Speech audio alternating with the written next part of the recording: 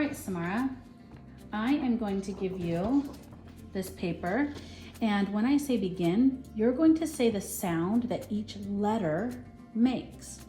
I'm going to stop you after only 60 seconds. So you'll start at the top of the page and you'll read across each row, going from this side to that side. Okay? Do you have any questions about this? Yeah, but also, what do you know the words? That's a great question, Samara. If you do not know the letter, you just go ahead to the next one. Okay? Okay. And if you try it a couple times and don't get it, just go ahead and move on. If I see that you're struggling, after a couple seconds, I'll encourage you to go to the next letter. Okay. Sound good? Yeah. All right, go ahead. B. Wait, is that a D? You just make your best guess. D. Okay? E.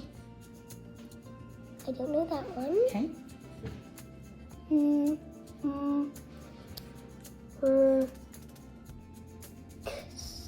Good. O. Go ahead. O. Okay, keep going.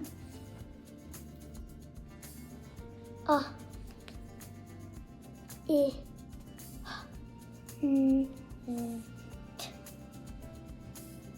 Don't know that one. Okay.